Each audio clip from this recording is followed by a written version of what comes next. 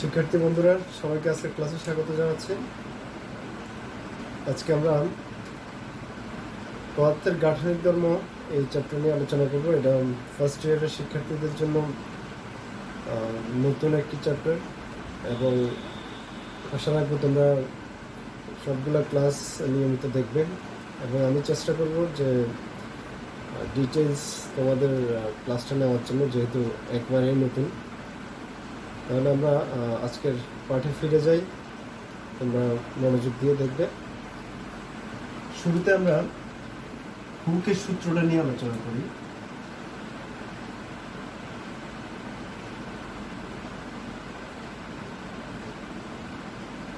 এখানে হুকের সূত্রের মধ্যে আমরা কয়েকটা টার্ম পাবো, ওই টার্মগুলো আমরা পরে ব্যাখ্যা করব। হুকের সূত্র হচ্ছে স্থিতিস্থাপক সীমার মধ্যে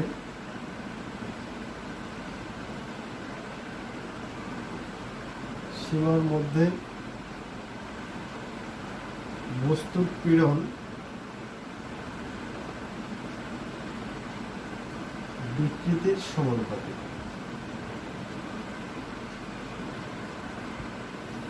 এটা হচ্ছে হুকের সূত্র। তাহলে এখানে কয়েকটা টার্ম তোমরা দেখতে পাবে, সেটা হচ্ছে স্থিতিস্থাপক সীমা, পীড়ন এবং বিকৃতি। স্থিতিস্থাপক সীমার মধ্যে পীড়ন বিকৃতির সমানুপাতিক। তাহলে আমরা এই তিনটা জিনিস শিখব। তার আগে আমরা হুকের সূত্রের ডেফিনেশনটা যদি একটু ক্লিয়ার করে নিই। এটা হচ্ছে পীড়ন সমানুপাতিক বিকৃতি হুকের সূত্র অনুসারে। তাহলে পীড়ন ইকুয়াল টু যদি একটা ধ্রুবক আসবে, ধ্রুবক ইন্টু বিকৃতি, তাহলে আমরা লিখতে পারি পীড়ন বাই বিকৃতি ইকুয়াল টু ধ্রুবক। এই ধ্রুবকটাকে বলা হয় স্থিতিস্থাপক গুণাঙ্ক। তাহলে আমরা পীড়ন এবং বিকৃতির অনুপাত একটি ধ্রুব রাশি, এই ধ্রুব রাশিকে ওই বস্তুর উপাদানের স্থিতিস্থাপক গুণাঙ্ক বলা হয়। এখন এই স্থিতিস্থাপক গুণাঙ্ক হচ্ছে তিন ধরনের। একটা হচ্ছে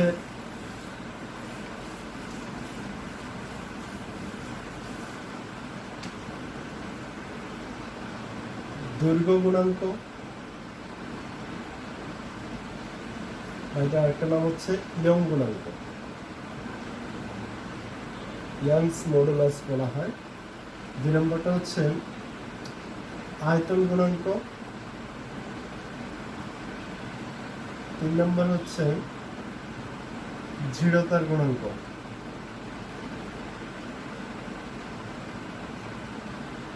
বা ব্যাবর্তন গুণাঙ্ক বা মোচড় গুণাঙ্ক, বা এটা আরেকটা নাম হচ্ছে কৃন্তন গুণাঙ্ক। দৃঢ়তার গুণাঙ্ক, ব্যাবর্তন গুণাঙ্ক, মোচড় গুণাঙ্ক, কৃন্তন গুণাঙ্ক বা কাঠিন্যের গুণাঙ্ক। এটা অনেকগুলা নামে এটাকে ডিফাইন করা যায়। তাহলে দৈর্ঘ্য গুণাঙ্ক বা ইয়ং গুণাঙ্ক এখানে একটাই নাম থাকে, আয়তন গুণাঙ্ক, আর একটা হচ্ছে দৃঢ়তার গুণাঙ্ক, ব্যাবর্তন গুণাঙ্ক বা মোচড় গুণাঙ্ক, কৃন্তন গুণাঙ্ক, কাঠিন্যের গুণাঙ্ক সেম অ্যাজ। তাহলে আমরা এখন এই অংশগুলোতে একটু পরে যাব। আমরা এখন ক্লিয়ার করব স্থিতিস্থাপক সীমা, পীড়ন, বিকৃতি।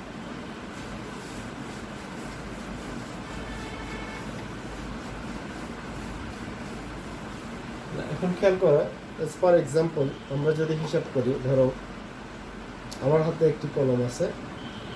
এই কলমটা হচ্ছে যদি বল প্রয়োগ করি এই কলমটার উপরে, তাহলে দেখা যায় কলমটা তার আকৃতি চেঞ্জ হয়ে যায়। মানে এটা যে অবস্থায় ছিল তার রূপের পরিবর্তন ঘটালাম। কী করে? বাহ্যিক বল প্রয়োগ করলাম, তার রূপের বিকৃতি ঘটলো, তার চেহারা চেঞ্জ হয়ে গেল। এখন বল অপসারণ করলাম, দেখা যায় এটা বল অপসারণ করলে বস্তু আগের অবস্থানে ফিরে আসে। তাহলে বস্তু আগের অবস্থানে ফিরে আসার জন্য যে ধর্মটা, যে প্রভাবটি কাজ করে, তার এই ধর্মটাকে বলা হয় তার স্থিতিস্থাপকতা। এখন স্থিতিস্থাপক সীমা একটা বিষয় আছে। সীমাটা হচ্ছে, যদি আমি, যেমন দেখবা তোমরা স্টিলের কিছু স্কেল আছে যেগুলোকে আমরা এভাবে বাঁকাতে পারি। এই কলমটাকে যদি আমি বাঁকাইতে বাঁকাইতে এইভাবে বাঁকাই, দেখা যায় ছেড়ে দিলে এটা আগের জায়গায়, বল অপসারণ করলে আগের জায়গায় চলে আসে। কিন্তু একটি নির্দিষ্ট লেভেল অতিক্রম করে যদি বল প্রয়োগ করা হয়, তাহলে কলমটাকে বাঁকানোর পরেও যদি আমরা বল অপসারণ করি, দেখা যায় এটা পূর্বের অবস্থানে ফিরে আসে না, তার মধ্যে কিছুটা বিকৃতি থেকে যায়, মানে কলমটা এভাবে বাঁকা হয়ে থাকবে। তাহলে স্টিল স্কেলের ক্ষেত্রে এরকম আমরা যদি একেবারে বেশি বাঁকিয়ে ফেলি, দেখা যায় এটা ছেড়ে দিলে আবার আগের অবস্থানে ফেরত আসে না, বা বল অপসারণ করলেও তার মধ্যে কিছুটা বিকৃতি রয়ে যায়।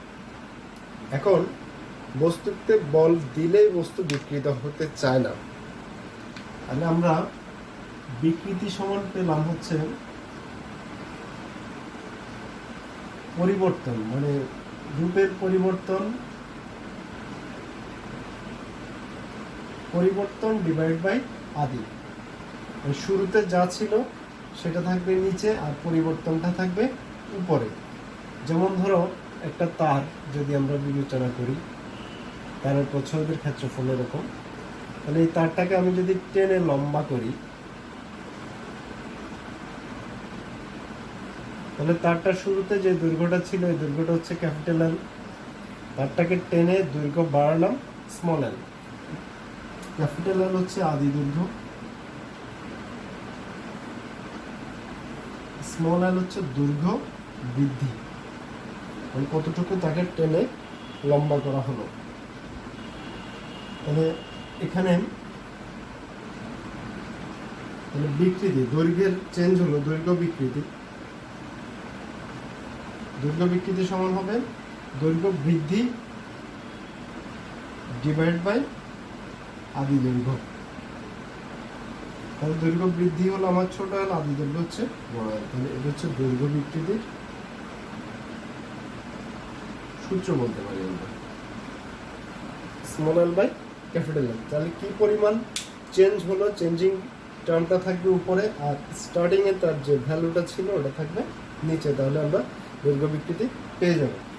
এখন আসো পীড়ন বিষয়টা কি? পীড়ন হচ্ছে যেমন এই বস্তুটাকে, কলমটাকে আমি যদি বল প্রয়োগ করি, এটা বিকৃত হচ্ছে, বাট এই কলমটাকে যত সহজে আমি বিকৃত করতে পারতেছি, এটার পরিবর্তে যদি এক টুকরো লোহা বা ইস্পাতের খণ্ড দেওয়া হয় আমাকে, তাহলে এই পরিমাণ বল প্রয়োগ করে এটাতে বিকৃতি ঘটানো যাবে না। এর কারণ হচ্ছে আমি তাকে বিকৃত করতে যাচ্ছি, বাট সে বিকৃত হতে চাচ্ছে না, মানে সে আমাকে, আমার যে বলটা তাকে অপোজ করতেছে, তাকে বাধা দিচ্ছে। মানে এই বস্তুটার একক ক্ষেত্রে বলে বিকৃতি প্রতিরোধকারী একটা বলের সৃষ্টি হয়, তার নিচ থেকে বিকৃতিকে অপোজ করার জন্য বা প্রতিরোধ করার জন্য তার যে উদ্ভূত বল, ওই বলটাকে বলা হয় পীড়ন। তাহলে পীড়ন সমান আমরা লিখতে পারি পীড়ন ইজ ইকুয়াল টু বল বাই ক্ষেত্রফল, মানে বস্তুর একক ক্ষেত্রফলে বিকৃতি প্রতিরোধকারী বলের মানকে পীড়ন বলে। তাহলে যে বস্তুটা যত বেশি বিকৃতি প্রতিরোধকারী বল দিবে, তার পীড়ন তত বেশি হবে, মানে বস্তুটার স্থিতিস্থাপকতা তত বেশি। তাহলে পীড়ন সমান হবে বল এফ, ক্ষেত্রফল যদি এ ধরি, তাহলে আমরা লিখতে পারি পীড়ন সমান এফ বাই এ। আবার চাপ সমান বল বাই ক্ষেত্রফল আমরা জানি, তাহলে চাপ P is equal to F by A. তাহলে আমরা বলতে পারি পীড়ন এবং চাপ একই ধরনের রাশি, পীড়নটা এক ধরনের চাপ বলতে পারি, যেহেতু পীড়ন আর চাপের সমীকরণ একই আসে। তাহলে আমরা এখন পীড়নের একক এবং মাত্রা বের করব। তাহলে পীড়নের একক হবে, যেহেতু পীড়ন সমান বল বাই ক্ষেত্রফল, বলের একক আমরা জানি নিউটন মিটার স্কোয়ার, মানে নিউটন পার মিটার স্কোয়ার, বা আমরা প্যাসকেল বলতে পারি পীড়নের একক। আর মাত্রা হবে, বলের মাত্রা হচ্ছে এম এল টি ইনভার্স 2, ক্ষেত্রফলের মাত্রা L square, so M L inverse 1 T inverse 2, এটা হচ্ছে পীড়নের মাত্রা। তাহলে পীড়নের মাত্রা শিখলাম আমরা, পীড়নের একক শিখলাম। বিকৃতির কোনো একক মাত্রা নেই, খেয়াল করো। বিকৃতি সমান হচ্ছে দৈর্ঘ্য বৃদ্ধি ডিভাইড বাই আদি দৈর্ঘ্য। তাহলে দৈর্ঘ্য বৃদ্ধি যেটা, সেটার একক মিটারে আসবে, আদি দৈর্ঘ্য ওটাও একক মিটার আসবে, মিটার মিটার যদি কাটা যায় কোনো এককই থাকবে না। আবার উপরে দৈর্ঘ্যের মাত্রা যদি বসে, নিচেও দৈর্ঘ্যের মাত্রা, একই জাতীয় রাশির অনুপাত বিধায় বিকৃতির কোনো একক এবং মাত্রা নেই। এটি এমসিকিউতে আসে, আমরা একটু পড়ে নিলাম।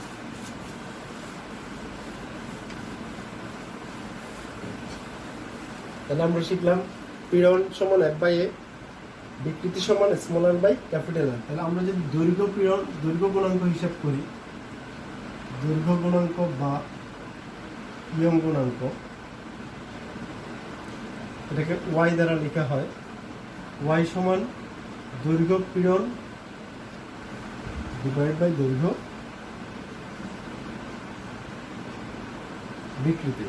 তাহলে y সমান পীড়ন মানে F/A, আর দৈর্ঘ্য বিকৃতি small l by capital L। So y is equal to F/A cross capital L by small l, FL by A small l। তাহলে এটা একটা সূত্র, y is equal to FL by AL। তাহলে এ হচ্ছে, যদি তারের ক্ষেত্রে হিসাব করি, আমরা কোনো তারে যদি আমরা ভর ঝুলাই দিই, যেমন আমরা পাশের চিত্রে দেখতে পাচ্ছি, একটি তারের আদি দৈর্ঘ্য ক্যাপিটাল L, এরপরে তারটাকে ভর যদি ঝুলাই দিই, ওজন W is equal two F is equal two mg, মানে বল যদি নিচে একটা ওজন ঝুলাই দিই অথবা বল প্রয়োগ করি, তাহলে তারটা দৈর্ঘ্য প্রসারিত হবে, মানে দৈর্ঘ্য বৃদ্ধি পাবে এবং একই সাথে তার ক্ষেত্রফলের পরিবর্তনও ঘটবে। সেক্ষেত্রে A ইজ ইকুয়াল টু, আমরা ক্ষেত্রফলের সূত্র লিখবো A equal to pi r square. এখানে আর হচ্ছে ব্যাসার্ধ, তারের ব্যাসার্ধ। তাহলে y is equal to FL by AL। এখানে যদি আমরা এই ভ্যালুগুলো বসাই দিই, তাহলে আমরা পাচ্ছি mgl by pi r square small l।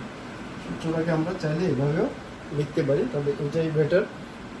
Capital F capital L, উপরে দুটোই ক্যাপিটাল লেটার থাকবে, এটা মনে রাখবে, আর নিচে থাকবে হচ্ছে ক্যাপিটাল A স্মল l, এবং কোন রাশিটা কি সেটা অলরেডি তোমরা জেনে গেছো। তাহলে এখন আমরা দেখবো যে এখানে y বেশি হলে, ধরো প্রশ্নে তোমাকে দুইটা পদার্থের হিসাব দেওয়া হলো, ইনফরমেশন দেওয়া আছে, যে বলা হলো কোনটি বেশি স্থিতিস্থাপক। যে বস্তুর y এর মান বেশি, ওই বস্তুটি বেশি স্থিতিস্থাপক। তাহলে আমরা y বেশি হলে আমরা সিদ্ধান্ত দিব যে যার y বেশি তার স্থিতিস্থাপকতাও বেশি। তাহলে এখন আমরা একটা অনুধাবন প্রশ্ন করব। ইস্পাত রাবার অপেক্ষা অধিক স্থিতিস্থাপক,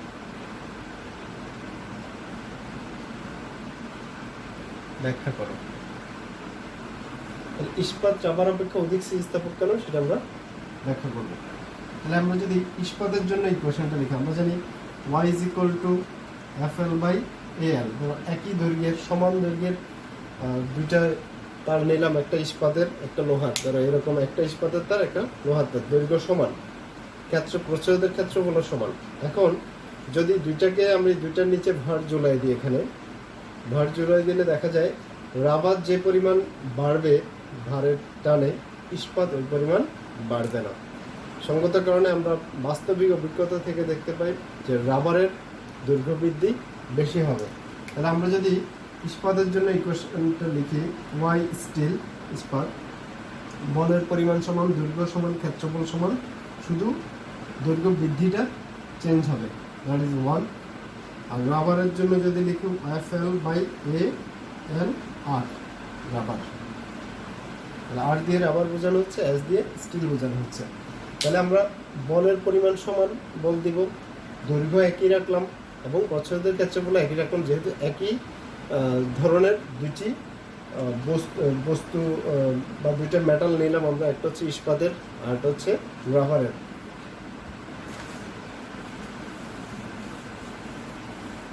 এখন যদি আমরা গাণিতিক ফরম্যাট অনুযায়ী করি, ধরো 1 divide 2 becomes ys by yr is equal to FL by ALS cross ALR divided by F L, তাহলে Y S by Y R is equal to L R by L S.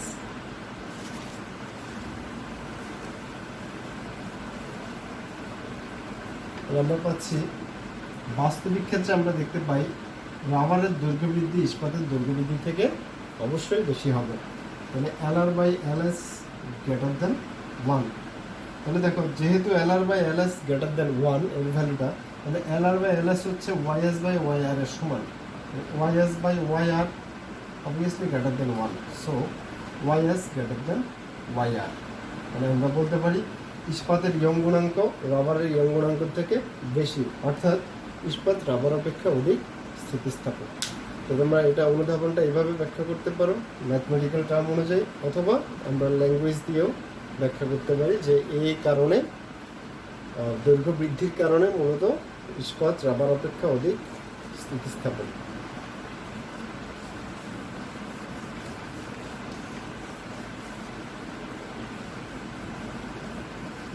এখন আমরা young গুণাঙ্ক related একটা math করব।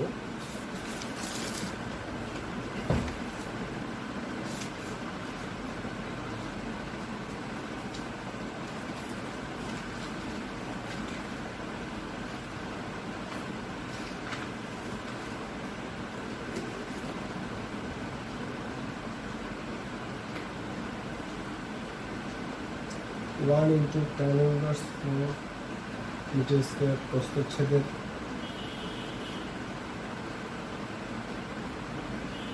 ক্ষেত্রফল বিশিষ্ট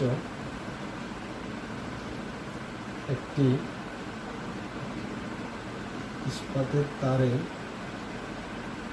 কত বল প্রয়োগ করলে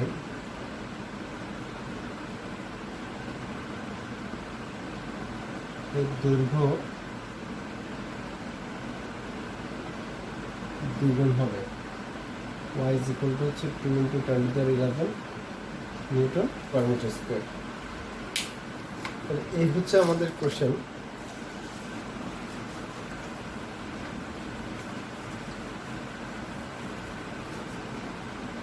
তাহলে আমাদের কোশ্চেনটা হচ্ছে 1 into 10 inverse 4 মিটার স্কোয়ার প্রচ্ছদের ক্ষেত্রফল বিশিষ্ট একটি ইস্পাতের তারে কত বল প্রয়োগ করলে এর দৈর্ঘ্য দ্বিগুণ হবে।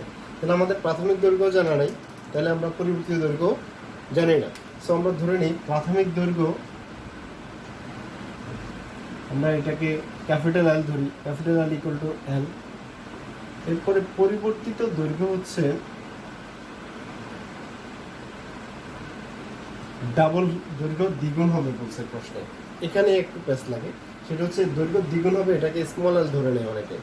তাহলে আমাদের স্মল এল হবে দৈর্ঘ্য বৃদ্ধি। তাহলে শুরুতে আমার দৈর্ঘ্য যদি এল ধরি, শুরুতে দৈর্ঘ্য এল হলে পরিবর্তিত দৈর্ঘ্য ডাবল হয়ে গেল। তাহলে আমার দৈর্ঘ্য বাড়ছে কতটুকু? ধরো শুরুতে আমার দৈর্ঘ্য 10 মিটার ছিল, পরের দৈর্ঘ্য হয়ে গেল 20 মিটার, তাহলে বাড়ছে আলটিমেটলি আমার 10 মিটার। তাহলে আমার পরিবর্তিত দৈর্ঘ্য 12 মাইনাস এল ইকুয়াল টু এল। এই জিনিসটা একটু খেয়াল রাখবে যে এটা পরিবর্তিত দৈর্ঘ্য না দৈর্ঘ্য বৃদ্ধি, এই জিনিসটা নিয়ে কনফিউশন তৈরি হয়। এবং যদি ছোট এল ইকুয়াল টু 12 লেখো তাহলে অঙ্কটা ভুল হয়ে যাবে। তাহলে আমরা জানি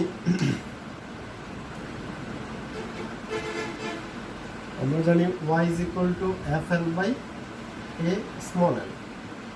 তাহলে আমরা বের করব f, তাহলে f is equal to y a small l by capital L।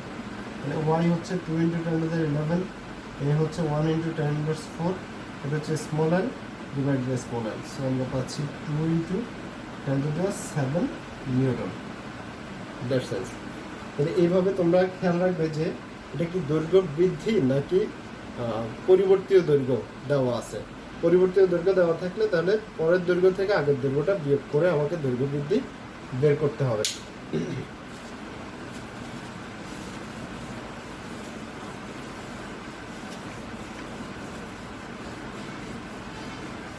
এখানে একটা বিষয় একটু আলোচনা করি তোমাদের সাথে। যেমন প্রশ্নে দেওয়া থাকতে পারে মিলিমিটার স্কোয়ার, ধরো 1 মিলিমিটার স্কোয়ার ক্ষেত্রফল বিশিষ্ট।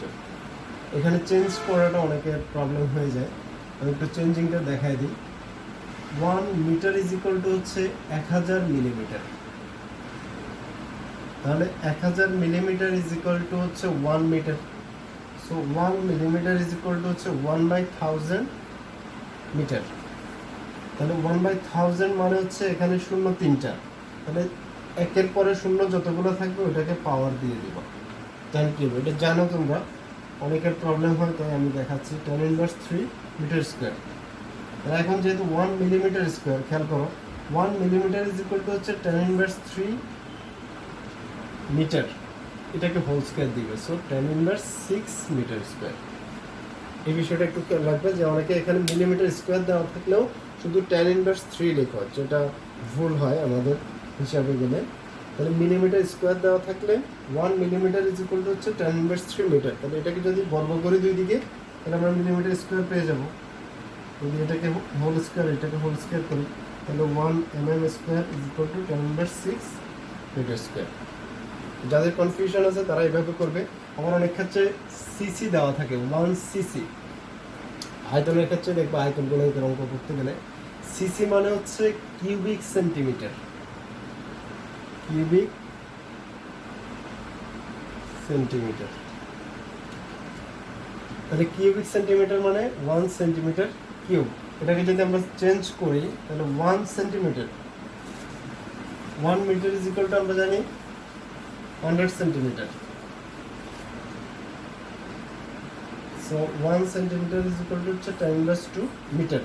যেহেতু এটা cube, 10 inverse 2 metre whole cube, so 10 inverse 6 metre cube. এভাবে তোমরা চেঞ্জগুলো করে নেবে যে সেন্টিমিটার কিউব বা সিসি দেওয়া থাকে। অনেক ক্ষেত্রে দেখা যায় ঘনত্ব দেওয়া থাকে গ্রাম পার সিসি। যেমন আরেকটা যদি আমি এক্সাম্পল দিই,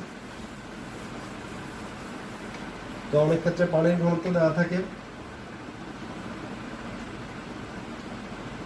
পানির ঘনত্ব দেওয়া আছে ধরো 1 গ্রাম পার সিসি। এটা দেখে অনেকের কনফিউশন তৈরি হয় যে এটাকে কি করব, গ্রাম পার সিসি তো কখনো দেখি নাই, তাহলে আমরা তো দেখছি সচরাচর কেজি পার মিটার কিউব। তাহলে গ্রাম পার সিসি দেওয়া থাকলে একটু কনফিউশনে পড়ে যাও। তাহলে গ্রাম পার সিসি মানে হচ্ছে 1 গ্রাম ডিভাইড বাই 1 সিসি। 1 গ্রাম মানে 10 ইনভার্স 3 কেজি, কারণ কিলোগ্রাম আর গ্রামের সম্পর্ক 1000। আর সিসি মানে 10 ইনভার্স 6 মিটার কিউব। সো আমরা পাচ্ছি 10 inverse 3 into 10 to the 6 KG per metre cube. তাহলে আমরা এটা হিসাব করলে 1000 কেজি পার মিটার কিউব। তাহলে এরকম প্রবলেমও দেওয়া থাকে, বিশেষ করে আয়তন গুণাঙ্কের অঙ্ক করতে গেলে এরকম পাবে তোমরা। গ্রাম পার সিসি ইউনিট, মিলিমিটার স্কোয়ার, তারপরে সেন্টিমিটার কিউব, সেন্টিমিটার স্কোয়ার। হ্যাঁ, সেন্টিমিটার স্কোয়ার দেওয়া থাকলে তাহলে কত হবে, 1 সেন্টিমিটার স্কোয়ার মানে হচ্ছে 1 centimetre is equal to 10 inverse 2 metre. তাহলে স্কোয়ার হলে 10 inverse 4 metre square. Very simple. তাহলে তুমি মেইন ফরম্যাটটা জানা থাকতে হবে, সেটা হচ্ছে 1 centimetre is equal to 10 inverse 2 metre, 1 metre millimetre is equal to 10 inverse 3 metre. এই দুইটা থাকলে, যদি আমাদের বর্গ দেওয়া থাকে আমরা বর্গ করব, ঘন দেওয়া থাকলে ঘনমূল করব।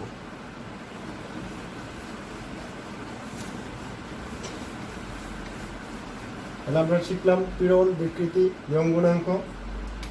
এখন দেখো পীড়ন সমান আমরা পাচ্ছি বল বাই ক্ষেত্রফল। এখানে আরেকটা টার্ম পাবে তোমরা, অসহ পীড়ন সমান অসহ বল বাই ক্ষেত্রফল। আবার অসহ পীড়ন সমান, অসহ বল মানে এটা অসহ বলের জায়গায় আমরা ভার লিখতে পারি, যেহেতু বল এক ধরনের ওজন। অসহ ভার বাই ক্ষেত্রফল, এই দুটো কিন্তু আমাদের সূত্রের আওতায় পড়ে।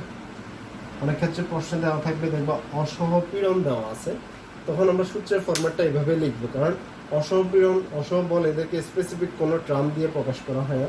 তাই আমরা সূত্রটা লিঙ্গুইস্টিক আকারে লিখবো, সেটা হচ্ছে অসহ পীড়ন সমান অসহ বল বাই ক্ষেত্রফল, অসহ পীড়ন সমান অথবা অসহ ভার বাই ক্ষেত্রফল। এখন আসো অসহ বল বা অসহ ভার বিষয়টা কি। অসহ বল বা ভার হচ্ছে, ধরো কোনো অবলম্বন থেকে আমি একটা তারকে ঝুলিয়ে দিলাম, নিচে ওজন দিলাম, তাহলে তারটা টান টান হয়ে থাকবে। এখন যদি আমি সে যে পরিমাণ লোড নিতে পারবে তার বেশি পরিমাণ লোড যদি তার উপর চাপাই দিই, তাহলে দেখা যায় এই তারটা এক পর্যায়ে ছিঁড়ে যাবে। আর বস্তু হলে যদি তার উপর সে যে পরিমাণ লোড নিতে পারবে হ্যাঁ, তার উপর যদি ধরো একটা কাচের ফ্রেমের উপর আমি সে 10 কেজি লোড নিতে পারবে, তার উপর যদি আমি 20 কেজি লোড দিয়ে দিই তাহলে কাজটা ভেঙে যাবে।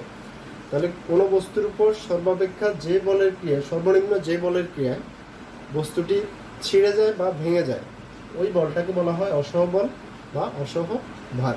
তাহলে সর্বনিম্ন যে বলের ক্রিয়ায় কোনো বস্তু ছিঁড়ে যায় বা ভেঙে যায়, মানে এটা তার উপর অসহনীয় ভর চাপায় দেওয়া হচ্ছে, বা তার যে বলটা ওটা তার উপর অসহনীয়, ওই বলটাকে বলা হয় অসহ বল।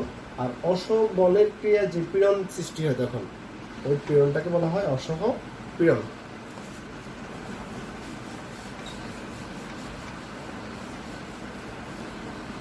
আমরা অসহ পীড়নের একটা ম্যাথ দেখি।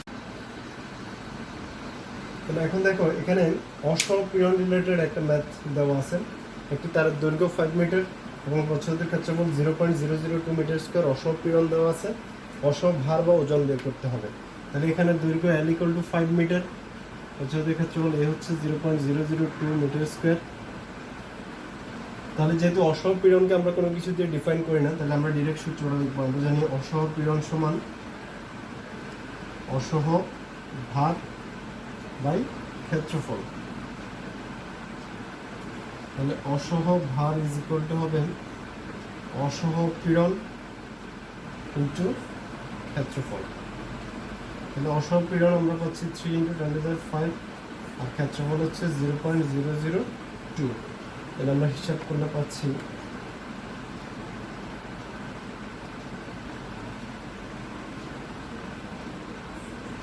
600 নিউটন, 0.002 মিটার স্কয়ার। তাহলে 600 নিউটন আমরা পাচ্ছি হচ্ছে অসহ ভার। এখন যদি প্রশ্নে বলা থাকে যে অসহ ভর কত, তাহলে আমরা অসহ ভর হিসাব করি। তাহলে ভর হবে 600 নিউটন, কারণ W বা F হচ্ছে mg। তাহলে যেটা আমরা পেলাম এটা হচ্ছে অসহ ভার, ওজন। এটাকে 9.8 দিয়ে ভাগ করলে এটা আমরা কেজি ইউনিটে পাবো, 61.22 কেজি। তাহলে এটা হচ্ছে অসহ ভর। এই পরিমাণ ভরের ক্রিয়ায় বস্তুটি ছিঁড়ে যাবে বা ভেঙে যাবে যেটাই বলি। তাহলে এখানে এই সংক্রান্ত ম্যাথগুলো তোমরা প্র্যাকটিস করবে এবং পরবর্তী লেসনে আমরা এর পরের অংশ থেকে আলোচনা করব। তো সে পর্যন্ত সবাই ভালো থাকবে এবং নিয়মিত পড়াশোনায় থাকবে। ধন্যবাদ সবাইকে।